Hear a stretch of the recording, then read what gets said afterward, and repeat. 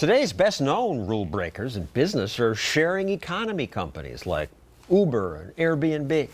They keep winning happy customers, but most everywhere they go, established companies, ones that obey the old rules, get mad. And sometimes they get rule makers to ban the new businesses. Lots of cities ban Airbnb rentals. Producer Ricky Ratliff went to one of those towns to learn why. Want to make a little extra money renting out a room in your home? Well, you can't in St. George, Utah. St. George passed a law saying it's illegal to rent your home for fewer than 30 days. But wait a second. It's your home. Isn't that your castle? Can't you do with it what you want? I found myself with a big house, underutilized asset. Karina Palmer decided to rent her basement through Airbnb. I want to use what I've got and what I own, and I want to leverage that. Ricky checked out her ad and saw great reviews. This is my favorite place to stay in St. George. It's spacious, clean, and the nicest hosts. If you look at our profile ratings, it's all 5 gold stars.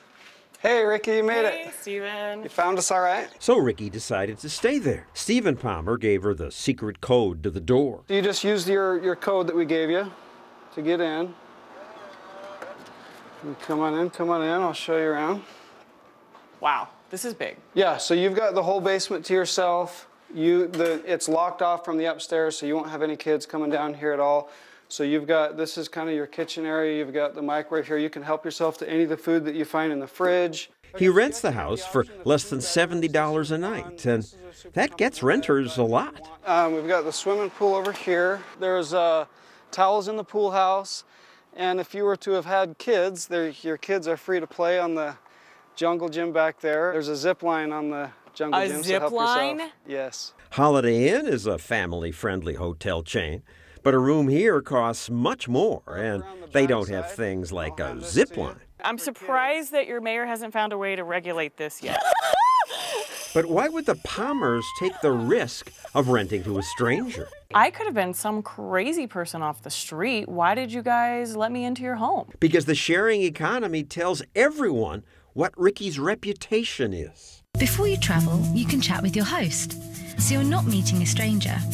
And you can leave reviews for each other. They get reviewed by other hosts, and so we see them, we know them. I will always go through and read their reviews that other people have given on them and how good of guests they were. Ricky was actually a bad guest because she didn't pay. Fox lawyers won't let us pay because her Airbnb rental is against the law in that town, and we're not allowed to break the rules. But why is the rental illegal? This is your house. You own this property. Did you know that what you were doing was illegal? Heavens no. When we started this, I never even thought to ask anybody. What free, loving American would even think to question, would this be legal in our homes? If you were a friend of ours and you would have come to stay in our basement, like, that wouldn't have been violating an ordinance. But if you were to pay me money, all of a sudden we're violating an ordinance? Yeah, what's up with that? Ricky went to ask the mayor of St. George. He's in charge of enforcement. I stayed at Stephen Palmer's Airbnb last night. They didn't charge me anything, so you can't arrest me. But what are the difficulties? I haven't really seen any disadvantage to it personally, but I'm describing what other people feel. And some of them are saying, yeah, but there's so many, maybe there's more of a chance for a problem. They'll rent 50, 60 people in them. So you have people sleeping all over the floor and cars all over. Shane Whitmer runs 4 hotels in town. He says Airbnb renters could destroy the town's quality of life. One angry resident sent us these pictures. It doesn't show cars all over, but I can see why he got mad when this bus showed up. This is a big house owned by someone who lives elsewhere. But Steve says, I'm not an absentee landlord. We live in the house. We don't want our neighborhood disrupted. We have kids in the home. We don't want late night parties. We don't want trash in the street. We don't want 15 cars parked in front of our house. We never allow that. I believe Mr. Palmer's comment was, well, it's my house, I'll do what I want. I don't know that we can do that in America. Really? The hotel man says Stephen and Karina can't do what they want with their own house? It's just protectionism. All it is they're protecting their vested interest. He wants to kill competition. Exactly. And you're his competition. Exactly. Has your bottom line really been affected with the introduction of Airbnb in this town? Absolutely. How much? I can't put a dollar on it, but the idea that if you go onto Airbnb or some of these other sites and you see hundreds of listings each night, that's money that could have come to a hotel or a bed and breakfast or somebody who was paying that transient room tax. We welcome the competition. It's when they're operating illegally and not paying those taxes. So the town demands Stephen get a business license before he rents. I would love to get a business license. I would be happy to pay taxes, but I can't because it's illegal. Catch-22. He can't pay taxes because renting itself is illegal. You're operating in direct violation of city code.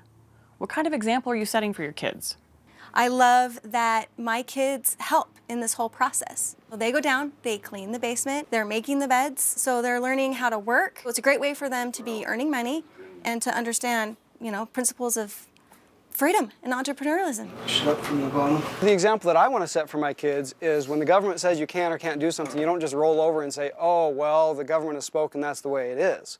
Like, I've had so many people tell us when we started this process, well, it's illegal, and that's like as if that's the end of the story. And it's like, I know it's illegal. It's exactly why I'm going through this process to change it. Why are you guys a bunch of rule breakers? Somebody has to do it.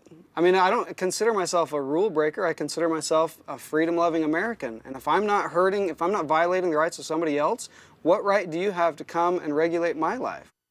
None. Government shouldn't have that right.